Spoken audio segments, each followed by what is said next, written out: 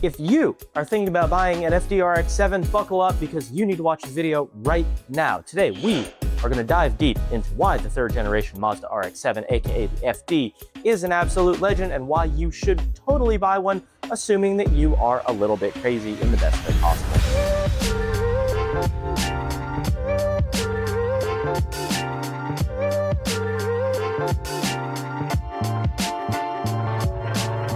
Now, we're not going to be going over some generic brochure stuff here. We are diving into the nitty-gritty, the rotary magic, the technical goodies, the oh-so-90s charm, all of the issues, and there are quite a few of them, and how it stacks up against everything from Supras and GT-Rs to the modern GR86.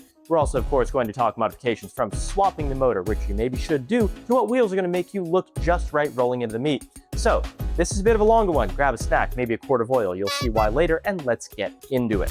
The FD RX-7 was a 90s icon with a rotary heart. What makes the FD so special? Well, in a word, it's simply just the rotary motor. Under the hood is Mazda's 1.3-liter 13B REW twin-rotor engine, an engineering oddball that gives the RX-7 its soul. This little guy was the most powerful production rotary engine ever made at the time, churning out 255 horsepower at 6,500 RPM and 217 foot-pounds of torque at 5,000 RPM in US trim. Not impressed by 255 horsepower? Well, it was 1993 and the RX-7 only weighed around 2,800 pounds, making it fairly comparable to other performance cars of the time. That power-to-weight ratio meant 0 to 60 in 4.9 seconds, which was pretty darn quick back in the day. Plus, the way it delivers power is an experience in and of itself, revving to 8,000 RPM with a Banshee, whale, and turbo whooshes for days. So turbos. Yes, turbos, plural. The FD's 13B REW was the world's first mass-produced engine exported from Japan with a sequential twin turbocharger setup. Instead of one big turbo, hello lag, or two turbos, always on, hello more complexity, Mazda used two smaller turbos in sequence. Below 4,500 RPM, all of the exhaust gas feeds into one turbo. For quick boost around 4,500 RPM, the valves open to wake the second turbo up, maintaining about 10 PSI of boost all the way to redline. The transition is not perfectly seamless. There is a brief up, down, up pattern as boost dips to 8 PSI and surges back, but it gives the FD as flat a torque curve as a rotary can have and explosive top-end power without a big turbo dead zone. In the early 1990s, this was practically space-age technology, the only production car with such a system at the time. Now, take all that powertrain goodness and combine it with the FD's chassis design. The RX-7 was built as a pure sports car, not a grand tourer, it was a sports car. It's low, it's sleek, it's very lightweight thanks to thoughtful engineering. That would be the aluminum hood, the plastic fuel tank, etc., etc., etc. Mazda, of course, nailed the weight distribution to perfect 50-50 balance front to rear with that tiny little rotary engine mounted behind the front axle to create a front midship layout. The result? Well, the FD dances through corners. It features double wishbone suspension front and rear, giving precise control over wheel geometry under cornering load. In plain English, this thing handles like a go-kart on rails. Reviewers and tuners alike have all raved about the FD's agility. It's often called one of the best handling cars of the 90s, heck, ever, to be honest with you, and it can still teach modern cars a thing or two in the twisties.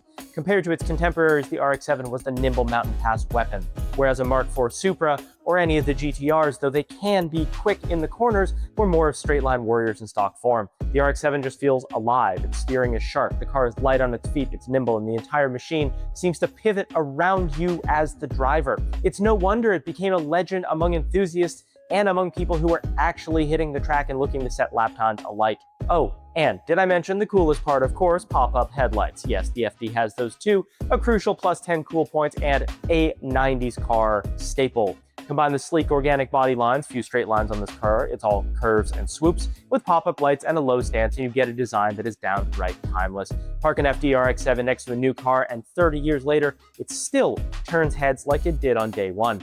It is the poster child of 90s Japanese design, literally poster-worthy. There's a reason it's in so many video games, so many animes, Initial D, anyone, and movies. Han's orange RX-7 in Tokyo Drift is probably one of the most famous movie cars of all time. The FD just looks exotic. It's often mistaken for a supercar by the uninitiated, and inside, it's snug and it's driver-focused. The cockpit wraps around you with the tacked front and center as it should be in any sports car. It's a car built around the driving experience. The RX-7's glory was somewhat short-lived in the US, sold only for a couple model years from 1993 to 1995. If you're in the States, any FD you find that is left-hand drive will likely be one of these model years, unless it is a later JDM import. Mazda offered a few trim levels. You have the base model, you have the Touring, which is more GT comforts like a whole-ass sunroof and Bose audio, and the hardcore R1 in 93 and the R2 package in 94 to 95 for enthusiasts. The R1 and R2 ditched some amenities and added some performance bits. We had an extra oil cooler. It's one of few cars with twin factory oil coolers, and it absolutely needs them. Stiffer suspension, strut tower brace, Recaro adjacent seats, and aero tweaks that had a front chin spoiler and a rear wing. The R1 was basically a track-ready version straight from Mazda. It means business as much as a car you can buy off the showroom floor means business. If you can find an R1 or an R2, it's a desirable car, and of course it is priced accordingly. Fun fact, all US FDs are two-seaters. Mazda skipped the tiny 2+2 rear seats here, likely to save weight. Japan, meanwhile, kept the RX-7 flame burning until 2002, evolving the car through several series. You have the Series 7 in 96 to 98, Series 8 in 99 to 02, and of course with each update, Mazda tweaked and improved the FD as much as they could. Horsepower edged up to the famous Japanese gentleman's agreement number of 280 PS, 276 horsepower by the end of production. They also added things like a 16-bit ECU and of course better turbos in later years. If you've heard of RX-7 types like Type R, Type RB, Type RS, Type RZ, Bathurst, Spirit R, those are all JDM variants. They are all limited to the Japanese market. And of course, they are additions that make RX-7 nerds absolutely geek out. To break a few of them down as quickly as possible, the Type R was a common high-performance trim, lightweight, two-seater, manual transmission, a little bit more horsepower, like 265 in later versions. The RZ was a limited edition. It was even lighter and more track-focused. For example, one RZ in 2000 had no back seats, special gunmetal BBS wheels, larger brakes, and a red interior. The Type RS, which was around 1999, came with Bilstein shocks and 17-inch wheels standard. All of this culminated in the 2002 Spirit R, the final send-off, the best RX-7 ever built. Mazda made 1,500 of them, and they threw the kitchen sink at them. 280 horsepower, all the special edition goodies combined, cross-drilled brakes, exclusive paint, titanium gray for many of them, and depending on Type A, B, or C, either a lightweight two-seater manual, a 2+2 manual, or a automatic. Mazda literally said in their press release the Type A Spirit R model is the ultimate RX-7, boasting the most outstanding driving performance in its history. No surprise, Spirit Rs and other limited FDs to a lesser extent are highly collectible now, top-tier JDM legends, and you guessed it, the price probably reflects them. The good news, if you're not in Japan, these JDM models are finally legal to import for the most part, as they passed a 25-year rule. For example, a 1999 RX-7 is fair game as of 2025, so the buffet of variants is open to you if you have the cash. Regardless of spec, every FD has that same rough core DNA, the gorgeous looks, the rotary turbo heart, and the killer handling. So even the base left-hand drive automatic turbo FD RX-7 is a world-class machine, although it's cool to know the lineage and what upgrades came in later years. So what is it actually like to drive an RX-7? Well, in a word, it is thrilling. This car is often described as one of Japan's purest sports cars, and for good reason. The acceleration is still respectable by modern standards, mid 5 seconds 0 to 60 with imperfect conditions, quarter mile in the 13s out of the box, but the numbers don't really tell the story. See, it's actually the way that the RX-7 delivers speed that puts a grin on your face. The twin turbos give you a solid kick in the lower revs, and then an addictive rush once you hit that 4,500 RPM crossover. You feel a surge as the second turbo comes online and launches the RX-7 towards redline. Keep the pedal floored and the car just goes and goes, accompanied by the unique rotary exhaust note, a crazy chainsaw howl that's music to an enthusiast's ears, and the whoosh of turbos. It's a very different character from, say, a Supra's single turbo or a high-revving NA engine. The rotary is oddly smooth and happy at high RPM, where most engines feel strained, encouraging you to rev it as opposed to saying, get me the heck out of 6,000 to 9,000 RPM. And thanks to small displacement, it's not a torque monster down low, which is actually part of the fun because you have to really wring the RPMs out of it, work the gearbox, and keep it on boil. Think of it like a momentum game. Keep the revs up and the RX-7 rewards you with continuous power, let them drop, and, well, it's going to be lackluster. Handling-wise, an FD doesn't feel 30 years old at all, minus obviously the rubber components that have worn. The steering is manual, hydraulic, no drive-by-wire here, and gives great feedback. The car changes direction eagerly. That lightweight and balanced chassis absolutely shines. You can thank the double wishbone suspension at all 4 corners for this, which keeps the tires planted through bumps and hard corners and transitions and weight transfer. The RX-7 suspension tuning out of the box was also fairly dialed in. firm, but not kidney busting, and very little body roll, all things considered. It feels like a proper sports car, low seating position and all. On a twisty road or on the track, the FD is in its element, urging you just push it a little harder, brake a little later, get on the gas a little earlier coming out of that corner. It was also compared favorably to the NSX for handling. One review of the time period noted that whereas the Supra is a straight line warrior, the RX-7 is a more nimble and agile sports car. It just grips and goes, communicating clearly as you approach its limits. The limited slip differential out back helps lay down the power exiting corners, letting you even indulge in some rotary powered oversteer if that is your thing. So now you knew this was coming. It's the elephant in the room, reliability. The FD RX-7 is an amazing car, but straight up, it is not the most reliable of the JDM sports cars. It is a diva that requires proper care. You've heard the horror stories, blown apex seals shot, engines flooding, random fires. Yes, it happened. How much of that is truth versus how much of it is a myth? Well, here's the deal. A well-kept, stock-ish FD can be reasonably reliable. It is also a 30-year-old high-performance machine with a very, very unique engine setup, so you absolutely must stay on top of maintenance and not mind getting your hands dirty or your wallet lighter or a combination of both. Let's break down the common issues and failure points. There are a lot, and I am not a rotary expert, so this is the best research we can provide you. Apex seals, these are the tips of the rotors that seal the combustion chambers. They're like piston rings, essentially, for a rotary.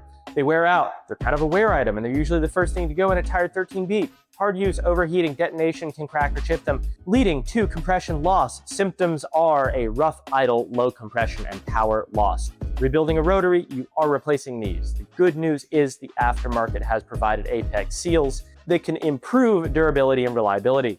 If you treat the engine well, good fuel, proper tuning, driving it the way it's supposed to be driven, no sudden cold red lines, seals can last a while, but expect that any original 13B will need a rebuild around somewhere between 70 to 100,000 miles. Some go longer, some go quite a bit shorter. It's kind of a rite of passage in the RX-7 world, and you want to obviously factor that into your ownership cost of the vehicle. The sequential turbo system, it's really cool from an engineering standpoint, but the stock system is complex, it is ancient, it is full of potential gremlins, and to be frank with you, you just don't want it in the big 2.5. There's a spaghetti mess of vacuum hoses, solenoids, and actuators controlling the crossover. With age and heat, hoses crack, solenoids stick, and suddenly you have a single turbo, not by design, FD RX-7. A very common issue is the so-called rat's nest of vacuum lines developing leaks. Many owners preemptively just replace all vacuum lines with silicone and simplify where possible. Actuator and solenoid failures can plague the sequential system, and they often do. The fix, to be frank, put a single turbo on the car. I mean, there are a lot of ways that you can fix and repair and upgrade this, but realistically, for your time, for your labor, your maintenance, buy a single turbo. The car makes more power. It has less low end response. It doesn't really matter if you're driving it the way it's supposed to be driven. You're going to spend a couple $1,000s versus like dozens of hours of your time. If you want to keep the stock twins, they do require quite a bit of TLC. They are pretty small turbos working pretty hard, so eventually they can and will wear out, and they create a lot of heat, which leads us into 13B runs hot. The turbos run hot. Underhood temps are volcanic. Mazda gave the car 2 oil coolers for a reason and a marginally sized radiator. If anything in the cooling system is not up to snuff, clogged radiator, weak coolant seals, failing thermostat, your car can and will overheat, which is pretty much instant death for a rotary. Also, heat soak can cause rough running, hot start issues, low power, a whole myriad of problems. The fix is to ensure your cooling system is in tip-top shape. You want a larger aluminum radiator. You want larger or the addition of dual oil coolers. Add a vented hood, add the later 99 front bumper, which have larger openings for better airflow. It is very, very common to see FDs with aftermarket V-mount intercoolers and radiators, or a front mount configuration combination of both to help keep temperatures in check. Bottom line, you need to keep this car cool. E85 helps, water meth helps. You always want to let the car warm up properly before romping on it. Cold revving a rotary is your apex scissor toast. And of course, we have to talk about oil consumption. Rotary engines consume oil by design. The 13B injects a little bit of oil into the chambers to lubricate seals. Oil is the two-stroke lifeblood here, so FDs will naturally burn oil. Top it off every 1,000 miles or so, and you'll be good. This is not an oil leak. This is not a problem. This is just how rotaries simply operate. Smart rotary owners even pre-mix a little bit of two-stroke oil into their fuel as added lubrication, especially if the stock oil metering pump is deleted or turned down. So be prepared to check your oil level frequently. It's like caring for a pet. The RX-7 just simply demands attention. Skip oil checks and you will be buying a rebuild sooner than later. Now, fueling and ignition, the FD's fuel system and ignition system also need love. Older fuel injectors can clog, the fuel pump can get weak, and if a rotary runs lean, it is bye-bye motor. So many owners upgrade the fuel pump and FD with even mild modifications, or just stock to be frank. You just want to put a bigger fuel pump in there. Ignition-wise, the FD uses 2 spark plugs per rotor, leading and trailing. The coils and plugs have a relatively short lifespan given the heat that's generated under the hood. Plugs are around 15,000 mile interval and coils around 30 to 40,000 miles. It's not hard, it's not expensive, it's just more frequent than a piston engine car. But a misfiring rotary can lead to unburnt fuel and catalyst damage if you for some reason still have those, or just poor performance. So keep the ignition healthy. Now, one weird issue that is rotary unique is flooding.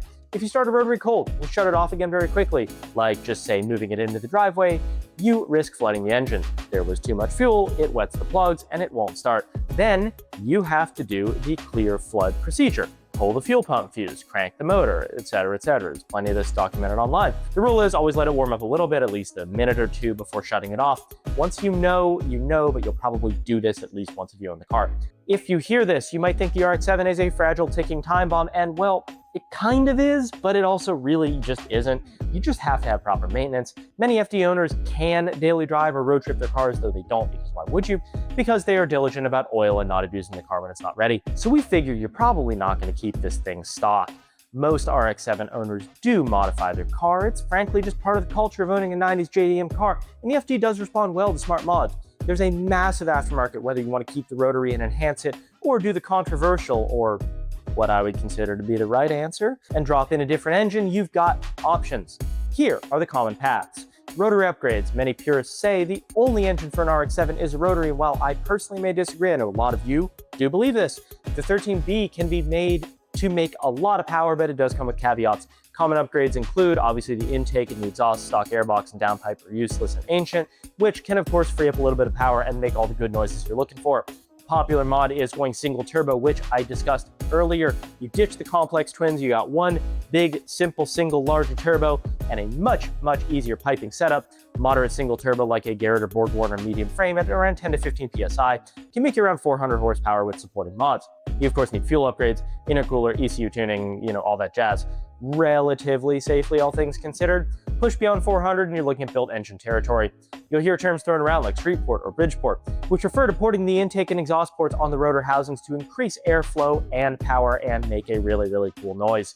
A street ported 13B can make 500 plus horsepower, and a bridge ported one can make even more. Plus, it sounds like you got a big cam in it, and so it's pretty cool, right?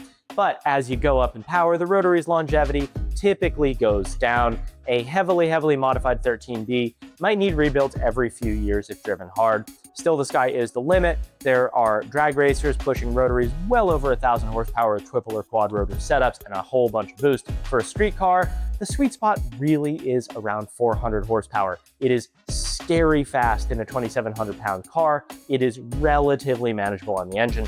You, of course, need supporting mods. Larger injectors, rotaries are fuel thirsty. Upgraded fuel pump, same concept. Standalone ECU, you want to run a Haltech. Similar here. Get rid of Power FC, guys. It is 2025. Cooling upgrades. You need a bigger radiator. You need a larger intercooler. You need E85 or water meth. These are also common to keep things happy. The beauty of sticking with the rotary is you preserve the car's identity and that high revving, lightweight engine character. There's also bragging rights in keeping it true to form and saying, hey, I've wasted my entire life savings on keeping this 90s car running. On the other end of the spectrum, we have God's gift to engines, an LS. Yes, the Chevy LS V8 from a Corvette or a Camaro or at this point an Escalade V is hugely popular for RX-7 swaps. Why? Because it's compact. If you get the all-aluminum variant, it is surprisingly close in size and weight to a 13B with turbos. It's relatively cheap, it's reliable, it makes a whole bunch of power very easily. A LS3 6.2 liter makes 430 horsepower out of the box, more with mods with gobs of torque everywhere, completely transforming the RX-7's driving character. It is like giving a lithe fencer a giant broadsword. Interestingly, weight-wise, an LS swap is not as bad as you'd think. An LS3, which is aluminum block, bear in mind the iron block motors are a lot heavier, is around 450 pounds, while the rotary with twin turbos and all might be around 400.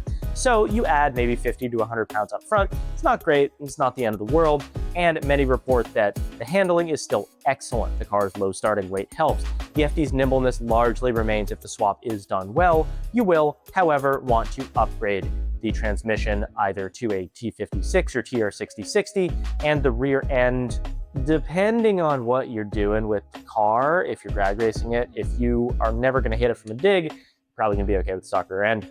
A stock-ish LS FD can be a turnkey car you can daily. It is literally just a JDM Corvette at that point. Also, torque. There's so much torque everywhere, the car becomes a tire shredding monster if you want it to be. The downside, you lose the rotary uniqueness, you lose the 8,000 RPM, the turbo whistle, unless you turbo the V8, because why wouldn't you, right? Some see it as sacrilege, others see it as the ultimate RX-7 because it fixes the weak link in the car. It's a debate as old as time in the community, rotary purists versus V8 swap enthusiasts, but given how many exist, it is an accepted route. Just know that a swap car is not going to retain the same resale value in the collector market, but to enthusiasts who want to drive the car, it will probably command some decent value. We've seen LS FDs go for between 30 and 40, and clean rotary cars go for about the same, just to kind of two different groups. Another common swap is the Toyota 2JZ GT-E. It's less common than an LS, but it is still seen. I'm not going to harp on about what the 2J is and what it does. We've made a ton of content on that motor. But the long story short is if you want to keep the car still kind of JDM feeling with that, low torque, high RPM, high boost setup, the JZ is that. It is heavier than an LS. It is tight in terms of it being an inline six. It adds nose weight. It upsets the weight balance more than the LS, but it is a, cooler swap, for lack of a better term. Now, as far as modifying your FD goes, there's a pretty simple path here. You go on a set of quality coilovers, KWTN, PC Racing, Öhlins, etc. They can improve handling and allow ride height adjustment. The stock shocks on any FD are now old, and just throw them out. While R1 models had stiffer suspension, you need a fresh setup. The suspension is older than I am. Some go extreme with track setups, others just do a mild drop for street and stance appeal. The FD responds well to just a bit of lowering, just don't go too low and ruin the geometry or scrape that expensive front bumper everywhere. Obviously, the old rubber bushings are shot. You're going to want to replace them all with polyurethane or solid bushings depending on your pain tolerance. They will tighten things right up. The FD is stiff from the factory, but chassis braces like an aftermarket strut bar, etc., can further enhance the feel. Many R1 parts like the strut braces can be retrofitted if you already have them, or you can just buy aftermarket like Cusco. Brakes, big brake kits from Brembo, Willwood, etc. are a great choice. The FD actually had fairly small calipers when you compare it to the 300ZX and the Supra. It can really help if you are upping power and you need a little bit more stopping power to get there. At minimum, good pads and fresh fluid are a must for any spirited driving, but really you probably do want to actually think about a big brake kit on this car. Exhaust, both for performance and sound. This is probably the most common modification people do to their FDs. A lot of owners will swap out the exhaust. Big old downpipe, high flow cat, or if you have an off-road use only vehicle, there's another option. And a performance catback exhaust can free up about 20 to 30 horsepower on a stock-ish FD and let that rotary sing. Be warned, a catless bridge-ported rotary with an Apexi N1 or Tomei exhaust is one of the loudest things you will hear in your entire life. Define your loudness threshold before modding your car. ECU tuning, the stock ECU, no 90s tech, no Power FC, no piggybacks. They're like $2,000 for a Haltech on our website, by the way. Just buy a Haltech or like Blink or whatever else you're into. A bad tune will blow the engine quick. If you mod your car, invest in a dyno tune from a rotary specialist. Do not let your local shop tune the car. Get a rotary guy to email you a map. The FD is an excellent project car platform, all things considered. You can tailor it to your desires. Balanced canyon carver, show quality stance queen, drag monster, track day weapon. It's done all of them. Just plan your build carefully. Don't cheap out on parts. There is a saying, fast, reliable, and cheap. Pick two. With the FD, it's really just kind of one. It's just kind of like fast or cheap. Reliable, it's got to be an LS. That's kind of the only way it goes.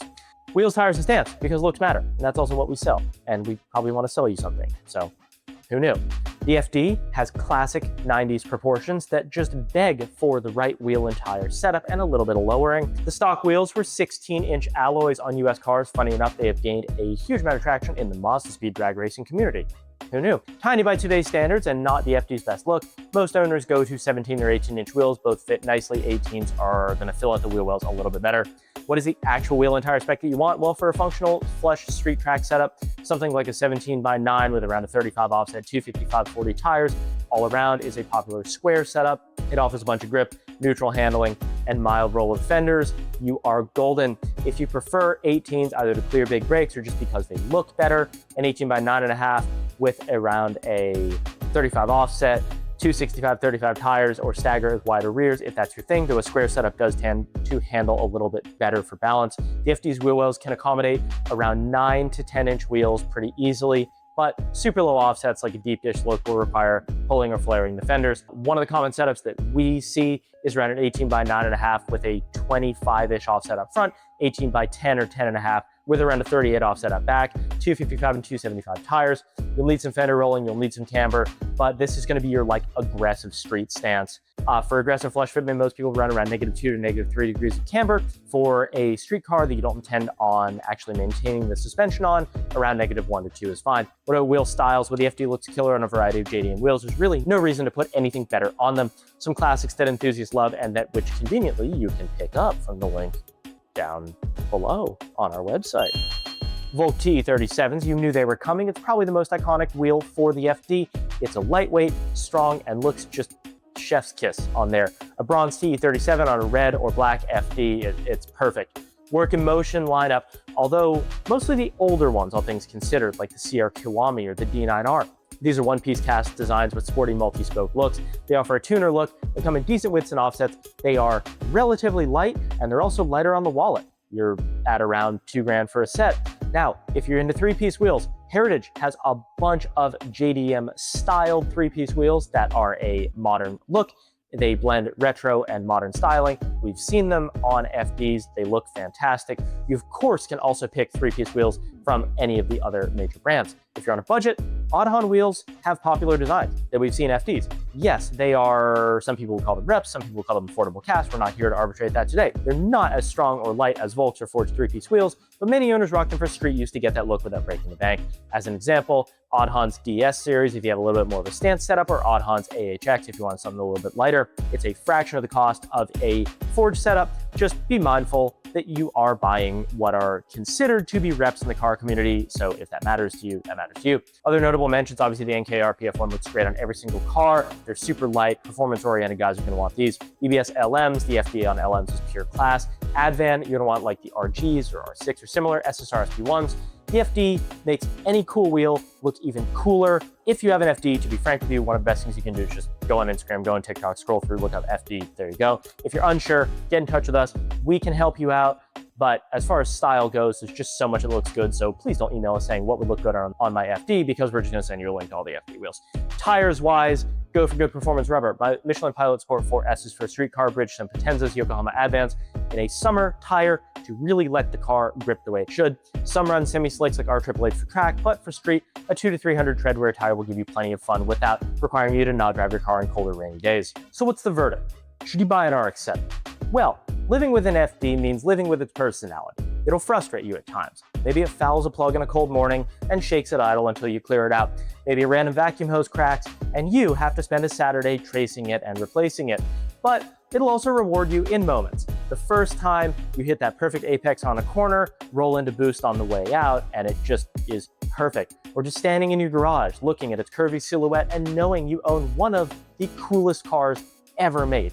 You'll likely find yourself engaging with this car in ways that you wouldn't normally engage with a car. It just fosters that kind of bond. If you are the kind of enthusiast who values the driving experience, who values engineering uniqueness, and doesn't mind getting your hands dirty or spending some money, the FD RX-7 is absolutely worth it